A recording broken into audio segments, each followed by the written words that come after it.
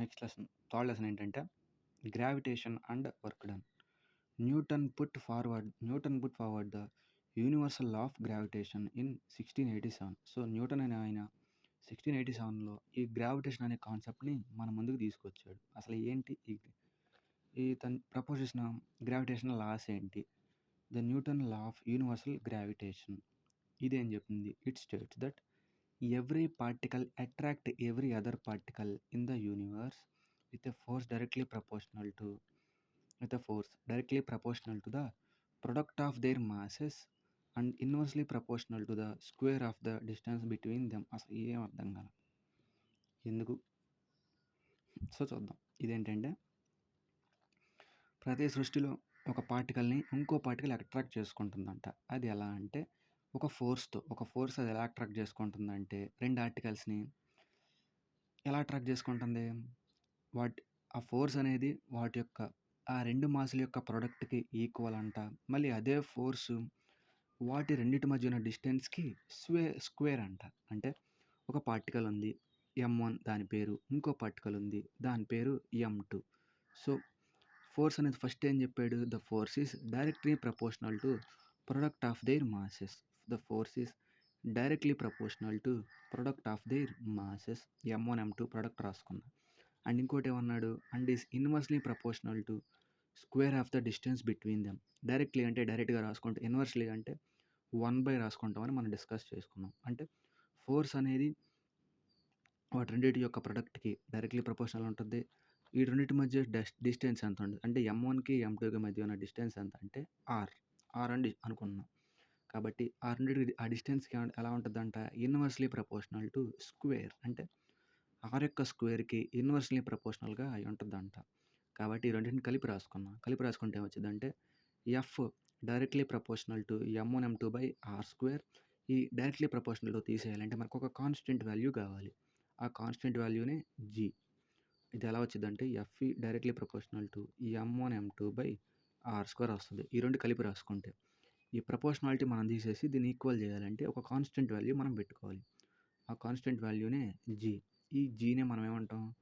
Universal gravitation constant అంటాం. Universal gravitation constant. So ఈ G value ఎంత? ఈ జీ వాల్యూ కాన్స్టెంట్ వాల్యూ ఎంత అంటే 6.673 × 10^12. 6.673 × 10^12. సో ఇది universal law of gravitation. So ఈ గ్రావిటేషన్ ఫోర్స్ అనేది నాన్ కాంటాక్ట్ ఫోర్స్ అని మనం డిస్కస్ చేసాం. ఇంకోటి కన్జర్వేటివ్ ఫోర్స్ అంటే ఇండిపెండెంట్ ఫోర్స్ అని అర్థం. ఓకే, ఈ గ్రావిటేషనల్ ఫోర్స్ అనేది నాన్ కాంటాక్ట్ ఫోర్స్ మరియు కన్జర్వేటివ్ ఫోర్స్. సో దీని తర్వాత ఏమైందంటే కెప్లర్ అని ఒక ఆయన అప్పట్లో ఈ ప్లానెట్స్ గురించి లాస్ డెరైవ్ చేస్తూ ఉండేవారు. గెలీలియో ట్రై చేశాడు, కెప్లర్ ట్రై చేశాడు. సో గెలీలియో ట్రై చేసింది ఫస్ట్ వేస్ట్ అయిపోయినా గెలీలియో ఒకదాన్ని కనుగొన్నాడు. ఏంటిదంటే టెలిస్కోప్ని కనుగొని దూరం నుంచి చూశాడు. అంటే టెలిస్కోప్ని కనుగొని గ్రహాలను చూస్తూ మొదలుపెట్టాడు. కాకపోతే తన లాస్ అన్నీ ఫెయిల్ అయ్యాయి. తర్వాత మళ్ళీ ఓకే దీన్ని బాగా మంచిగా ప్రపోజ్ చేశాడని చెప్పారు. అంతకుముందు అంటే ఆయనకు ముందు ఈ కెప్లర్ అనే ఆయన ప్లానెట్స్ గురించి కొన్ని లాస్ చెప్పాడనమాట. ఫస్ట్ లా ఏం చెప్పాడంటే కెప్లర్స్ ఫస్ట్ లా ఏంటంటే planets move in a elliptical object with sun as a focus అంటే సెంటర్. అంటే సన్ చుట్టూ మిగతా ప్లానెట్స్ అన్నీ ఎలిప్టికల్ ఆబ్జెక్ట్స్లో తిరుగుతూ ఉన్నాయి. అది ఫస్ట్ లా కెప్లర్ది. సెకండ్ లా ఏం చెప్పాడు? The line joining the planet and sun sweeps out equal areas in equal time intervals. దీని అర్థం ఏంటంటే సపోజ్ సన్ ఇక్కడ ఉంది, దీనికి ఆర్బిట్ ఉంది, సన్ చుట్టూ ఆర్బిట్ ఉంటాయి. ఎందుకు? ప్లానెట్స్ తిరగడానికి. సో వాడేమన్నాడు? The line joining the planet and the sun అంటే the line joining the planet and sun sweeps out అంటే cover the equal areas in equal intervals of time. అంటే ఇదేమైందంటే మనకు సపోజ్ సూర్యుడు దగ్గరికి భూమి దగ్గరికి వచ్చిందనుకో, అప్పుడు ఏమైంది? వేగం సూర్యుడి దగ్గరికి భూమి దగ్గరికి వచ్చిందనుకో డిస్టెన్స్ తగ్గుద్ది, వేగం పెరిగిద్ది. సో నెక్స్ట్ దూరం వెళ్ళిపోయింది అనుకో భూమి, అప్పుడు ఏమైద్ది? వేగం తగ్గిద్ది, డిస్టెన్స్ పెరిగిద్ది అనమాట. అంటే దగ్గరకు వస్తే వేగం పెరిగిద్ది, డిస్టెన్స్ తగ్గిద్ది. దూరం వెళ్తే వేగం తగ్గిద్ది, డిస్టెన్స్ పెరిగిద్ది. ఇది మనకు తెలుసు. కాబట్టి ఇక్కడ ఒక లైన్ ఇచ్చాడు, స్వీప్స్ అవుట్ ఏంటంటే సపోజ్ ఇక్కడి నుంచి ఇక్కడికి అంటే దగ్గరకొచ్చి 10 రోజులు అవుతుంది. అంటే ఇక్కడి నుంచి ఇక్కడికి కొంత ఏరియా కవర్ చేయాలి. మళ్ళీ సపోజ్ మనం 30 రోజులు కానీ 20 రోజులు కానీ తీసుకుందాం అనుకో. ఫస్ట్ 10 రోజులు దగ్గరున్నాడు. ఫస్ట్ 10 రోజులు నెక్స్ట్ 10 రోజులు దూరంగా ఉన్నాడు. సో ఈ దగ్గరగా ఉన్నప్పుడు కొంత ఏరియా కవర్ చేస్తాడు కదా! అది ఈ దూరంగా ఉన్నప్పుడు కొంత ఏరియా కవర్ చేస్తాడు కదా! అది ఈక్వల్. ఎప్పుడు? సేమ్ టైమింగ్స్ అప్పుడు. అంటే సేమ్ డిస్టెన్స్ అప్పుడు అవి సేమ్ ఈక్వల్ ఏరియా కవర్ చేస్తాయి అని ఈ సెకండ్ లా మనకు చెప్తుంది. సేమ్ ఈక్వల్ ఏరియా కవర్ చేస్తుందని సెకండ్ లా మనకు చెప్పుద్ది. సో ఇప్పుడు థర్డ్‌ది. The square of the time period of a revolution of a planet around the sun. అంటే రెవల్యూషన్ అంటే ఏంటిది? భూమి తన చుట్టూ తాను తిరుగుతూ సూర్యుడు చుట్టూ తిరగడానికి పట్టే సమయాన్ని మనం రెవల్యూషన్ అంటాం. సో వాడేమన్నాడు? ఆ రెవల్యూషన్ యొక్క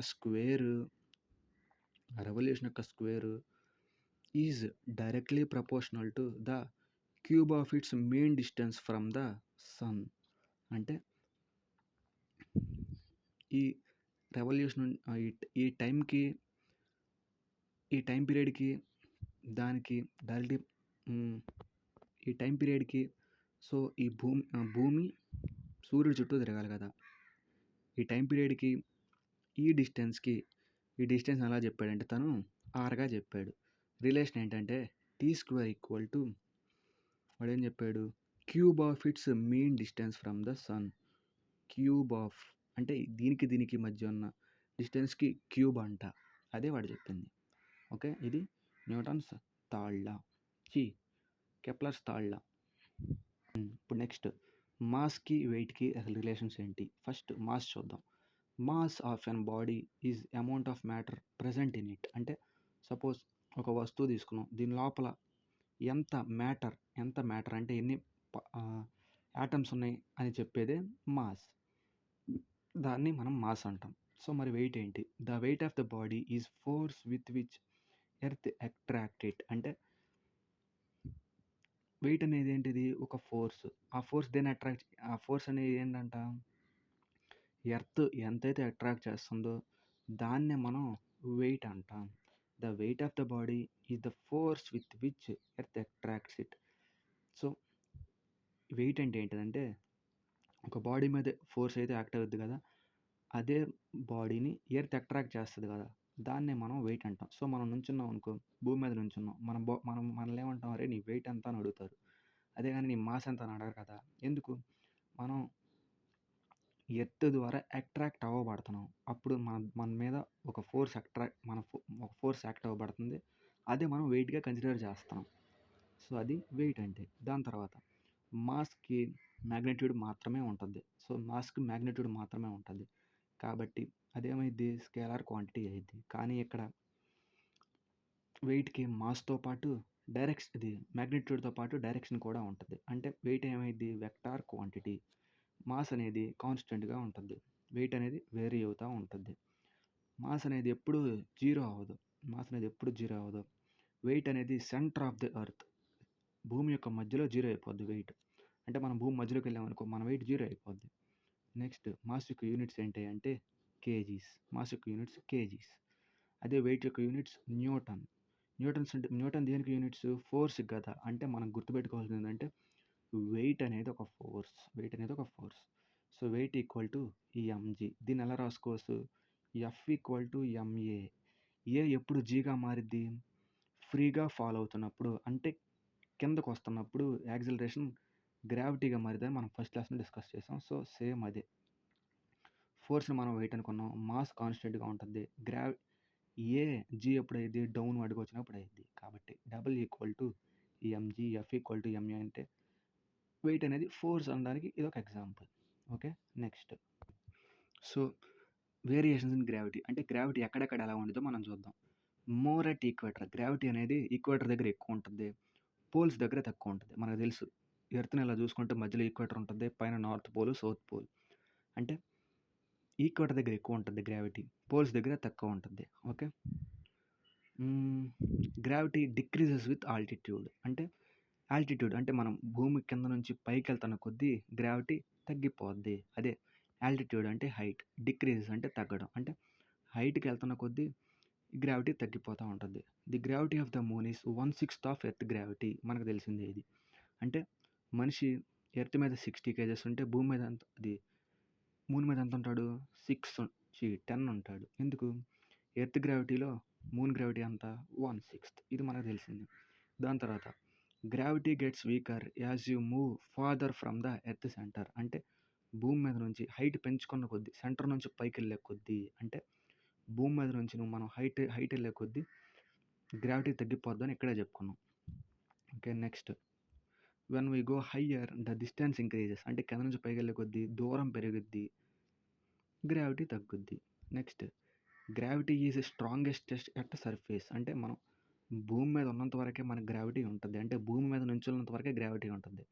సో పైకి వెళ్ళినా కిందకి వెళ్ళినా గ్రావిటీ వీక్ అయిపోద్ది. ఎందుకు? సెంటర్ దగ్గరికి వెళ్ళామనుకో గ్రావిటీ 0 అయిపోద్ది, పైకి వెళ్ళామనుకో గ్రావిటీ తగ్గిపోద్ది. సో ఇది గ్రావిటీ వేరియేషన్స్ గురించి. థ్రస్ట్. నెక్స్ట్ థ్రస్ట్ అంట. థ్రస్ట్ చూద్దాం. Thrust is a force or push that acts on a surface in a direction of perpendicular to the surface. అంటే ఒక సర్ఫేస్ మీద ఫోర్స్ అనేది పర్పెండిక్యులర్గా అంటే స్ట్రైట్ లైన్లో కానీ యాక్ట్ అయితే దాన్ని మనం థ్రస్ట్ అంటాం. ఒక ఆబ్జెక్ట్ మీద లేదా ఒక సర్ఫేస్ మీద ఫోర్స్ అనేది పర్పెండిక్యులర్గా యాక్ట్ అయితే దాన్ని మనం థ్రస్ట్ అంటాం. ఎగ్జాంపుల్స్ ఏంటంటే ఇవి ఎయిర్ క్రాఫ్ట్ ఇంజన్స్ మీద థ్రస్ట్ యాక్ట్ అవుతూ ఉంటుంది. థ్రస్ట్ యాక్ట్ అవుతూ ఉంటుంది. సో ఇది థ్రస్ట్ అంటే. ప్రెషర్. ఇప్పుడు ప్రెషర్ అంటే ఏంటంటే it is the force acting upon A unit area. అంటే ఒక ఏరియా మీద ఎంత ఫోర్స్ అయితే మనం అప్లై చేయగలుగుతున్నామో దాన్ని మనం ప్రెషర్ అంటాం. సింపుల్గా చెప్పాలంటే P = F/A. P = F/A. F అంటే ఫోర్సు, A అంటే ఏరియా. సో యూనిట్స్ ఏంటివి? ప్రెషర్కి పాస్కల్స్. చాలా ఇంపార్టెంట్ యూనిట్స్. అన్నిటికీ ఇంపార్టెంట్సే, ఇది ఇంపార్టెంట్. ప్రెషర్కి యూనిట్స్ ఏంటివి? Pascals. Okay, next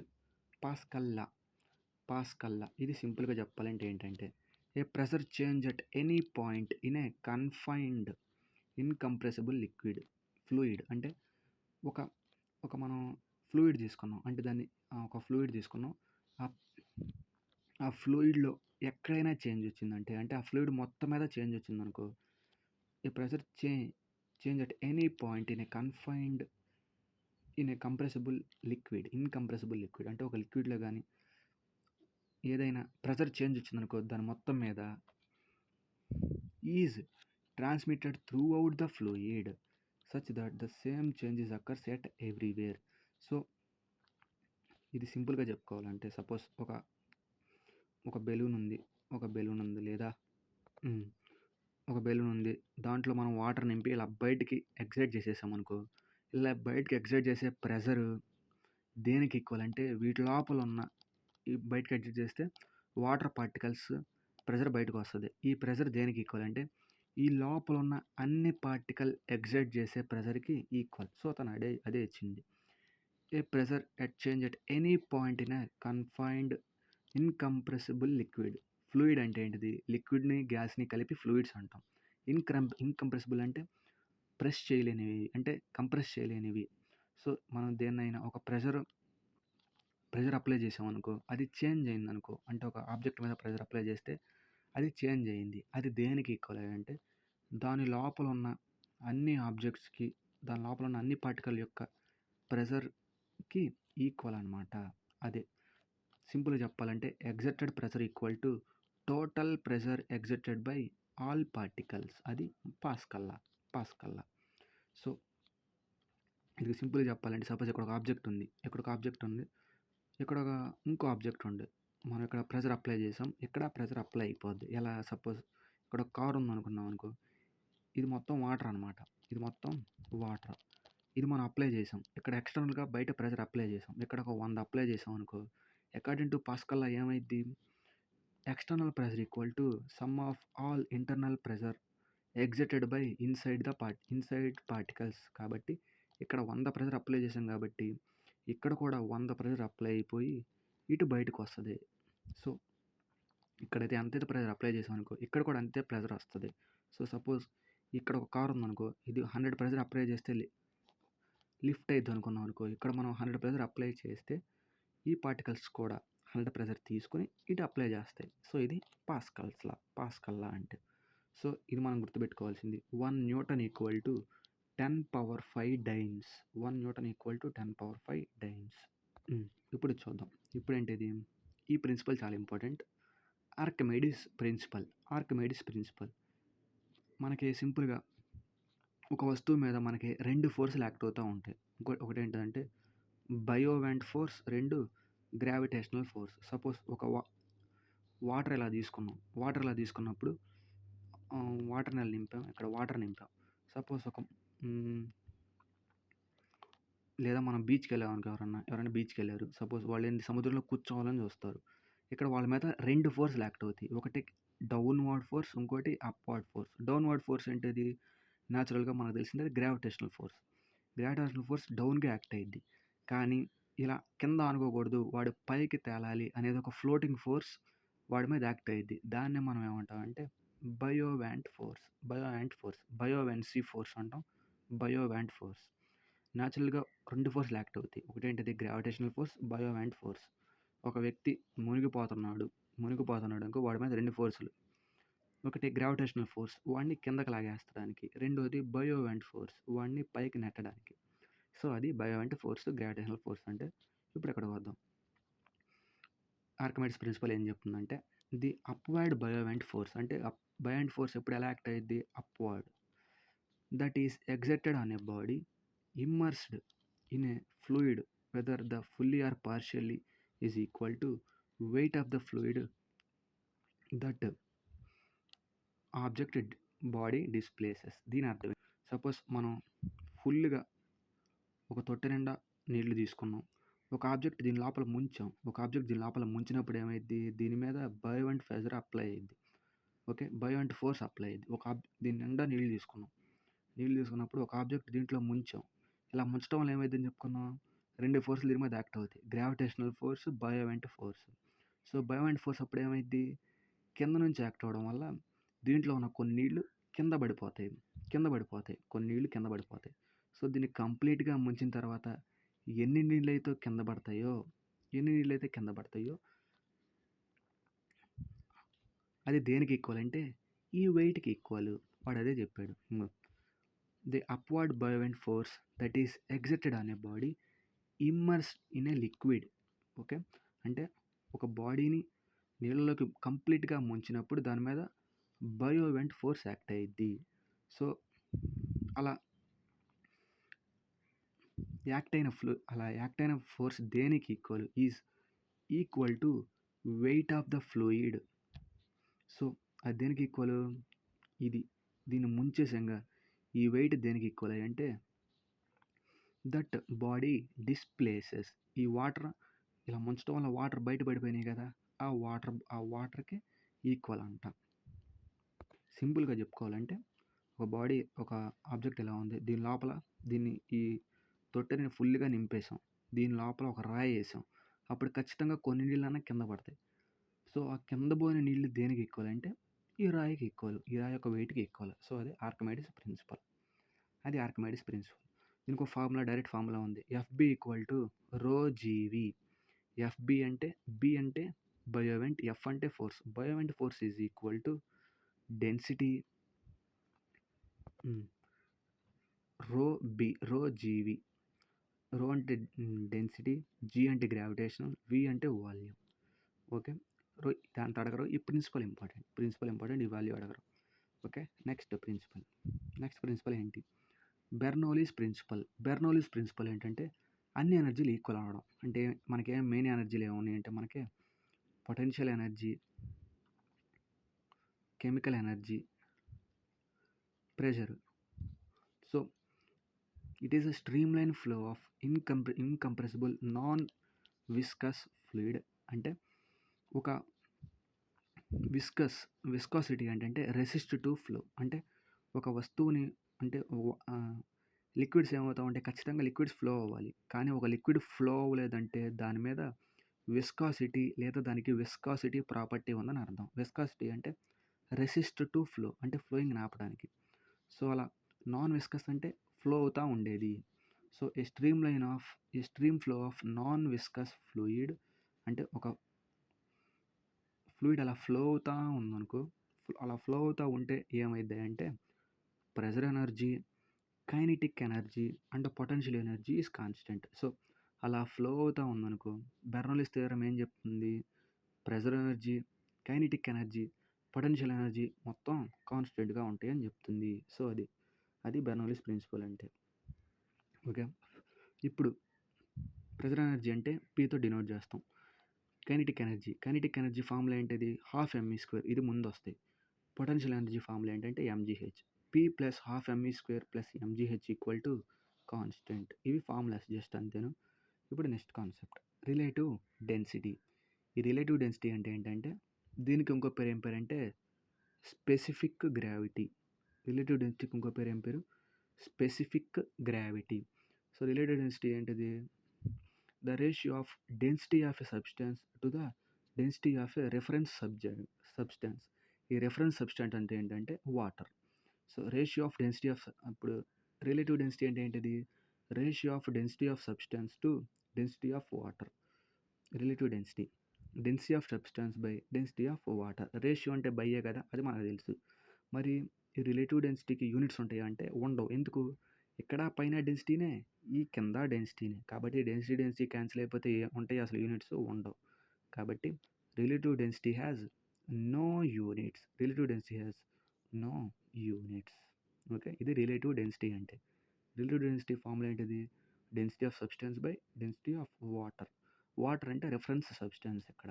okay, reference substance అంటే వాటర్ ఇక్కడ. ఇప్పుడు చూద్దాం, డెన్సిటీ అంటే ఏంటిది? డెన్సిటీ అంటే మాస్ పర్ వాల్యూమ్, తెలుగులో సాంద్రత. ఇదంతా అడగరు, జస్ట్ గుర్తుపెట్టుకోవడం. Density equal to mass per volume, mass by volume. Density దేనికి ఎక్కువ ఉంటుంది? అంటే గోల్డ్కి ఎక్కువ ఉంటుంది, హైడ్రోజన్కి తక్కువ ఉంటుంది. గోల్డ్కి ఎక్కువ ఉంటుంది, హైడ్రోజన్కి తక్కువ. ఇప్పుడు వర్క్ అండ్ ఎనర్జీ చూద్దాం. వర్క్ అంటే ఏంటి? The energy transferred by a force that causes an object to move a certain distance in the direction of the force. Work అంటే ఏంటిదంటే ఒక ఆబ్జెక్ట్ని ఫోర్స్ అప్లై చేసి కొంత దూరం కదపటం. సో దాన్నే టర్మ్స్లో చెప్పాలి, టెక్నికల్ ఇది ఫార్ములా టర్మ్స్లో చెప్పాలంటే work equal to force into displacement. వర్క్కి యూనిట్స్ ఏంటివి? జౌల్స్. 1 జౌల్ అంటే 1 న్యూటన్ మీటర్. కాబట్టి work scalar quantity. Okay. So వర్క్కి ఇంకో ఫార్ములా కూడా ఉంది, W=FS cos θ. ఓకే, ఈ కాస్ థీటా ఎప్పుడు వాడాలి? ఈ ఫార్ములా ఎక్కువ వాడాలంటే సమ్స్లో యాంగిల్ ఇచ్చాడనుకో ఈ ఫార్ములా వాడాలి. సమ్స్లో యాంగిల్ ఏమీ లేదు, ఫోర్స్ ఇచ్చాడు, డిస్ప్లేస్మెంట్ ఇచ్చాడనుకో ఈ ఫార్ములా డైరెక్ట్గా వాడేయాలి. ఓకే, ఈ రెండు ఫార్ములాలు ఇంపార్టెంట్. W=F/S, W=FS cos θ. ఇప్పుడు చూద్దాం theta conditions. The work done conditions ఉంటాయి, 3 కండిషన్లు ఉంటాయి, చూద్దాం. వర్క్ డన్ ఎప్పుడు పాజిటివ్ అయ్యిద్ది? ఎప్పుడైద్దంటే when force and displacement have same direction. అంటే ఫోర్స్ ఈ డైరెక్షన్లో యాక్ట్ అవుతుంది, డిస్ప్లేస్మెంట్ కూడా ఈ డైరెక్షన్లోనే ఉందనుకో, అప్పుడు వర్క్ డన్ ఏమైద్ది? పాజిటివ్ డైరెక్షన్లో అయ్యిద్ది. సో ఇలా ఉన్నప్పుడు ఎలా ఉన్నాయి లైన్లు అంటే ఫోర్స్ డిస్ప్లేస్మెంట్ ఏ డైరెక్షన్లో ఉన్నాయి? ప్యారలల్గా ఉన్నాయి. సో ఫోర్సు డిస్ప్లేస్మెంట్ ప్యారలల్గా ఉన్నప్పుడు వర్క్ డన్ పాజిటివ్ అయిపోద్ది. Okay, next work done negative ఎప్పుడైద్ది? Force and displacement are in the opposite direction. అంటే ఫోర్స్ ఇటు యాక్ట్ అయితే డిస్ప్లేస్మెంట్ ఇటు ఉన్నప్పుడు, అంటే ఇటు ప్లస్ ఇటు మైనస్. ఆపోజిట్లో ఉన్నప్పుడు అంతేగా, ఒకటి ఆపోజిట్లో ఒకటి ప్లస్ ఉందనుకో, ఆపోజిట్ దేవాలి ఖచ్చితంగా మైనస్ అవ్వాలి. కాబట్టి స్ట్రైట్లో ఉన్నప్పుడు యాంగిల్ ఎంత అయింది? 180 degrees. సింపుల్గా చెప్పాలంటే ఫోర్స్ డిస్ప్లేస్మెంట్ కనుక స్ట్రైట్ లైన్లో ఉన్నప్పుడు అంటే ఆపోజిట్ డైరెక్షన్లో ఉన్నప్పుడు 180 degrees అవుతుంది. కాబట్టి 180 degrees ఉన్నప్పుడు నెగిటివ్ అయిపోద్ది వర్క్ డన్. దాని తర్వాత వర్క్ డన్ జీరో ఎప్పుడైద్ది? When force and displacement are perpendicular to each other. అంటే సపోజ్ ఇదిగో ఈ థీటా ప్లేస్లో మనం కనుక 90 పెట్టుకున్నాం అనుకో, వర్క్ డన్ మొత్తం జీరో అయిపోద్ది. ఎందుకు? కాస్ 90 జీరో, అంటే జీరో ఇంటూ ఎనీథింగ్ జీరో. అంటే ఫోర్స్ డిస్ప్లేస్మెంట్ కనుక పర్పెండిక్యులర్గా ఉంటే, పర్పెండిక్యులర్ అంటే 90 degrees. ఈ 90 degrees కనుక కాస్ థీటాలో పెట్టుకున్నాం అనుకో, కాస్ 90 అంతా జీరో. కాబట్టి జీరో ఇంటూ సంథింగ్ కన్ఫామ్‌గా జీరో అయిపోద్ది. అంటే వర్క్ డన్ కూడా జీరో అయిపోద్ది. ఫోర్స్ డిస్ప్లేస్‌మెంట్ గనక పర్పెండిక్యులర్‌గా ఉన్నప్పుడు వర్క్ డన్ జీరో అయిపోద్ది. ఓకే. ఇప్పుడు నెక్స్ట్ ఎనర్జీ. ఎనర్జీ చూద్దాం. ఎనర్జీ అంటే ఏంటిది? Energy can be defined as capacity to do work or ability to cause change. అంటే ఒక వర్క్ చేయడానికి కెపాసిటీ ఉందనుకో, దాన్నే మనం ఎనర్జీ అంటాం. సో, మన నేచర్‌లో ఉన్న బిగ్గెస్ట్ ఎనర్జీ సోర్స్ ఏంటిది మనకి? సన్. మన నేచర్‌లో ఉన్న biggest energy source sun. So, ఇప్పుడు ఎనర్జీ యొక్క ఫార్మ్స్ చూద్దాం. మనకి 3 ఎనర్జీ ఫార్మ్స్ ఉన్నాయి. ఒకటేంటది? Kinetic energy, potential energy, mechanical energy. First kinetic energy. Kinetic energy is possessed by an object due to its motion. అంటే ఒక వస్తువు కదలడం వల్ల వచ్చే ఎనర్జీని మనం ఏమంటామంటే kinetic energy. Energy possessed by an object due to its motion. Motion అంటే ఏంటి? కదలిక. సో, ఒక వస్తువు ఒక ప్లేస్ నుంచి ఇంకో ప్లేస్‌కి కదలడం వల్ల వచ్చే ఎనర్జీని మనం ఏమంటామంటే కైనెటిక్ ఎనర్జీ. సో, ఫార్ములా ఏంటంటే kinetic energy equal to half M V square. M అంటే మాస్, వి అంటే velocity. Kinetic energy equal to half M V square. So, ఇప్పుడు రిలేషన్షిప్ చూద్దాం. రిలేషన్షిప్ కైనెటిక్ ఎనర్జీకి మొమెంటంకి రిలేషన్షిప్ ఏంటి చూద్దాం. కైనెటిక్ ఎనర్జీ ఫార్ములా రాసుకున్నాం. Half M V square. పైన కింద ఒక నెంబర్తో మల్టిప్లై చేసామనుకో చేంజెస్ ఏమి రావు. ఎందుకు? పైన దాన్ని కిందని కొట్టేయచ్చు, కానీ ఇక్కడ కొట్టేయకూడదు. ఓకే. పైన కింద ఎంతో మల్టిప్లై చేసుకున్నాం. అప్పుడు ఏమైద్ది? ఎం వి స్క్వేర్ ఇంటూ ఎం. అంటే ఎం స్క్వేరు వి స్క్వేరు అయింది. కాబట్టి అదే రాసుకున్నాం. ఎం స్క్వేర్ని వి స్క్వేర్ని ఎలా రాసుకోవచ్చు? ఎంవి పవర్ హోల్ స్క్వేర్గా రాసుకోవచ్చు. కాబట్టి కింద 2 ఉంటుంది. Sorry 2m M V square by 2m.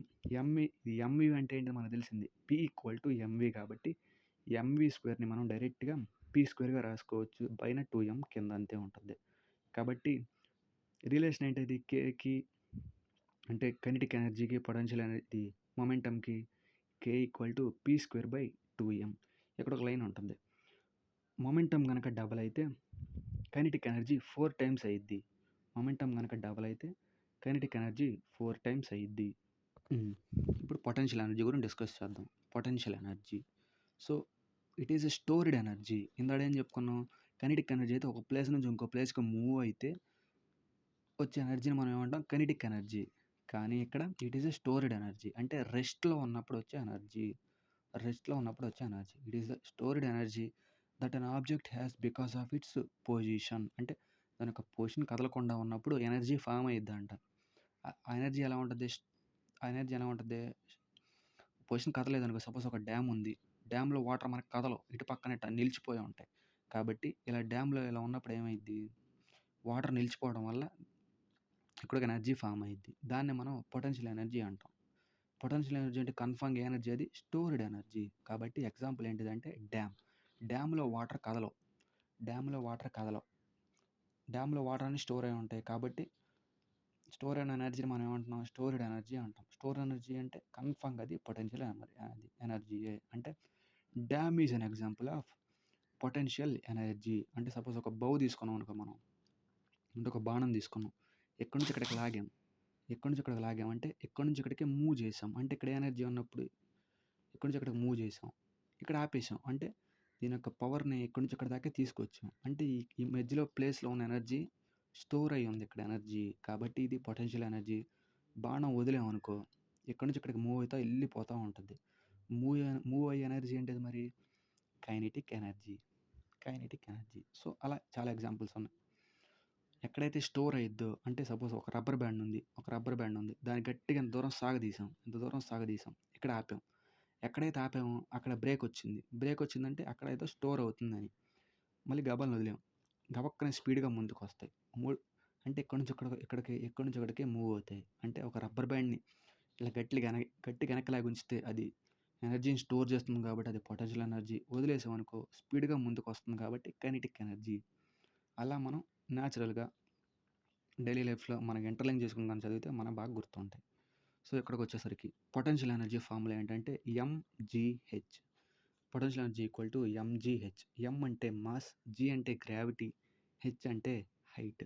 సింపుల్‌గా చెప్పాలంటే ఒక ఆబ్జెక్ట్ పైనుంచి కింద పడుతుందనుకో, అంటే పైనుంచి కింద పడుతుందనుకో, పై పొజిషన్‌లో పొటెన్షియల్ ఎనర్జీ మ్యాక్సిమం ఉంటుంది.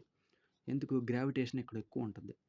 గ్రావిటీ ఇక్కడ ఉండదు కాబట్టి పొటెన్షియల్ ఎనర్జీ మ్యాక్సిమం ఉంటుంది. పొటెన్షియల్ ఎనర్జీ మ్యాక్సిమం ఉంటుంది. అదే మధ్యలోకొచ్చింది. ఇక్కడికొచ్చినప్పటికి potential energy, kinetic energy equal అవుతాయి. ఎందుకు? ఇక్కడి నుంచి ఇక్కడికి మూవ్ అవుతుంది. మూవ్ అవుతున్నప్పుడు కైనెటిక్ ఎనర్జీ ఫార్మ్ అయిద్ది కదా!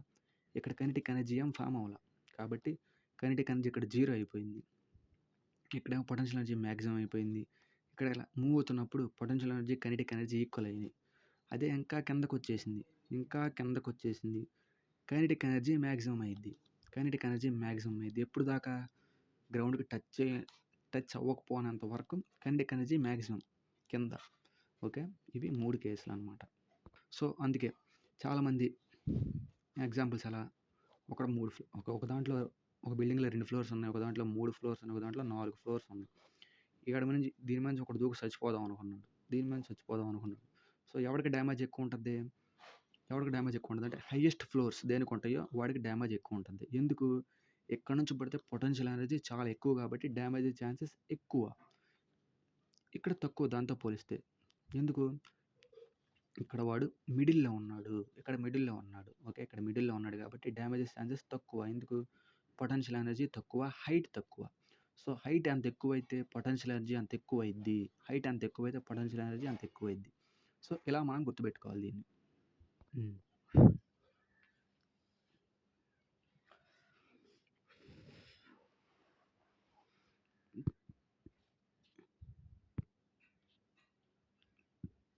సో, ఇప్పుడు చూద్దాం. Law of conservation of energy ఇందాక ఏమని చెప్పుకున్నాం? లా ఆఫ్ కన్జర్వేషన్ అని వస్తే energy neither be created nor be destroyed but it can transfer one form to another. అంతే సేమ్. ఇక్కడ మాస్ వచ్చిందనుకో ఏం చెప్పుకుంటాం? Mass neither be created nor be destroyed but it can transform one form to another. ఇక్కడ energy వచ్చింది కాబట్టి simple. Energy neither be created nor be destroyed. It can be transfer one form to another form. అంటే energy create అవ్వదు, destroy అవ్వదు. ఒక form నుంచి ఇంకో ఫామ్‌కి వెళ్తా ఉంటది. ఇప్పుడు అలా ఎలా చేంజ్ అయ్యిద్దో చూద్దాం. ఫస్ట్ డైనమో ఏం చేస్తది?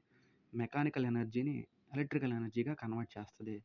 అదే జనరేటర్ అనుకో, ఎలక్ట్రికల్ ఎనర్జీని మెకానికల్ ఎనర్జీగా కన్వర్ట్ చేస్తది. మెకానికల్ ఎనర్జీని ఎలక్ట్రికల్‌గా కన్వర్ట్ చేస్తది. అదే మోటార్ అయితే ఎలక్ట్రికల్ ఎనర్జీని మెకానికల్‌గా కవర్ చేస్తది. ఇది ఇంపార్టెంట్ ఇవి. మైక్రోఫోన్ సౌండ్ ఎనర్జీని మెకానికల్‌గా కన్వర్ట్ చేసేస్తది. లౌడ్ స్పీకర్ మనం మాట్లాడేటప్పుడు ఎలక్ట్రికల్ ఎనర్జీ ఏమైద్ది? మైక్‌లో మాట్లాడేటప్పుడు అది సౌండ్ ఎనర్జీగా కన్వర్ట్ అయిపోద్ది. ఫోటోసింథసిస్ అయితే మన లైట్ ఎనర్జీ. సూర్యుడు లైట్ ఎనర్జీ మనం ట్రాప్ చేసి అది ప్లాంట్స్ ట్రాప్ చేసి కెమికల్ ఎనర్జీగా అంటే ఏటీపీగా కన్వర్ట్ చేస్తది. అంటే లైట్ ఎనర్జీ నుంచి కెమికల్ ఎనర్జీగా కన్వర్ట్ అయిపోద్ది. దాని తర్వాత బ్యాటరీ అంటే ఇన్వర్టర్స్ ఇవన్నీ ఉన్నాయి. అవేం చేస్తది? కెమికల్ ఎనర్జీని అంటే వాటి లోపల ఇన్వర్టర్ లోపల లిక్విడ్స్ ఉంటాయి. ఆ లిక్విడ్స్‌లో కెమికల్ ఉంటాయి కదా! ఆ కెమికల్స్ ద్వారా ఎనర్జీ వస్తది. సో, బ్యాటరీస్‌లో కూడా కెమికల్స్ ఉంటాయి. ఆ కెమికల్స్ ఎలా కన్వర్ట్ అవుతాయి? కెమికల్ ఎనర్జీ ఎలక్ట్రికల్ ఎనర్జీగా కన్వర్ట్ అయిపోద్ది. దాని తర్వాత బల్బ్ ఎనర్జీ ఎలా కన్వర్ట్ అయిద్ది? బల్బ్ ఎనర్జీ ఎలా కన్వర్ట్ అయిద్దంటే ఎలక్ట్రికల్ ఎనర్జీ నుంచి లైట్ ఎనర్జీ మరియు హీట్ ఎనర్జీగా కన్వర్ట్ అయిపోద్ది. సో, బల్బ్‌ని ఎవరు కనిపెట్టారు? థామస్ ఆల్వా ఎడిసన్ కనిపెట్టాడు. బల్బ్ లోపల వాడే ఎలిమెంట్ ఏంటిదంటే టంగ్స్టన్. దానిలో టంగ్స్టనే ఎందుకు వాడాలంటే దాని యొక్క మెల్టింగ్ పాయింట్. అంటే దానికి ఎంత వేడిచ్చినా అది కరగదు. దాని మెల్టింగ్ పాయింట్ ఎంతంటే 3422 డిగ్రీ సెల్సియస్. అంటే అంత వేడి పెట్టి సపోజ్ మనకి 100కే నీళ్ళు ఆవిరైపోతాయి.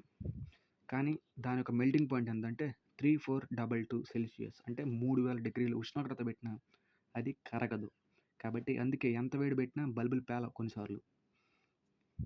ఎందుకంటే దాని బల్బు లోపల ఉండే ఫిలమెంట్ టంగ్స్టన్‌తో ఫార్మ్ అయి ఉంటుంది.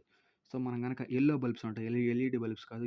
యెల్లోగా గ్లో అయితే బల్బులో మనం చూసుకుంటే ఒక చిన్న థ్రెడ్ లాగా ఎలా ఉంటది అది. సో, అదే tungsten. So, filament of bulb made upon tungsten.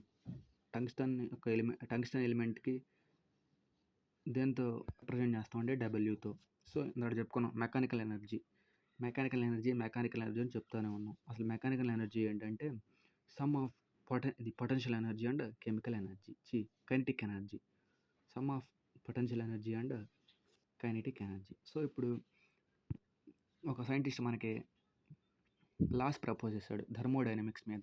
Thermo అంటే ఏంటంటే హీట్, డైనమిక్స్ అంటే moment, dynamo moment, thermo heat. అంటే హీట్ మూమెంట్కి సంబంధించి కొన్ని లాస్ ప్రపోజ్ చేశాడు. ఫస్ట్ లా జీరోత్ లా, అంటే మొత్తం 4 లాస్ ఉంటాయి. థర్డ్ లా సెకండ్ లా అంత ఇంపార్టెంట్ కాదు, ఫస్ట్ లా జీరోత్ లా ఇంపార్టెంట్.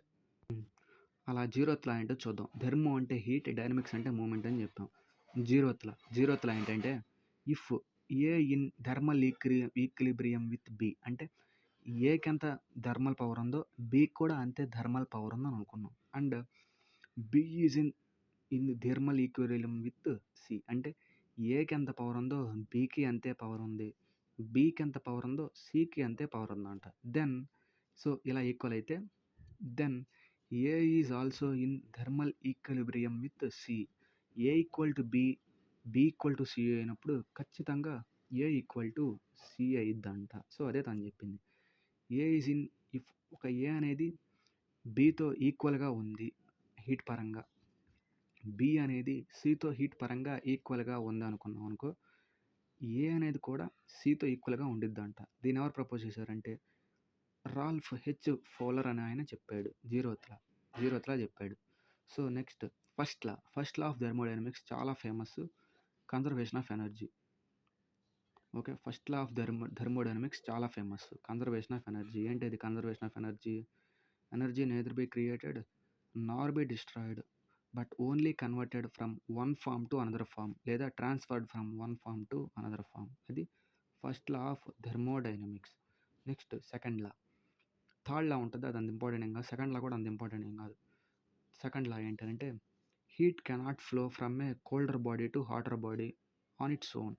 హీట్ జనరల్గా ఎలా మూవ్ అవుతుంది అంటే హాట్ నుంచి కోల్డ్కి మూవ్ అయ్యిద్ది, అంటే హై నుంచి లోకి మూవ్ అయ్యిద్ది హీట్ అనేది. అది సెకండ్ లా, హై నుంచి లోకి మూవ్ అయ్యిద్ది.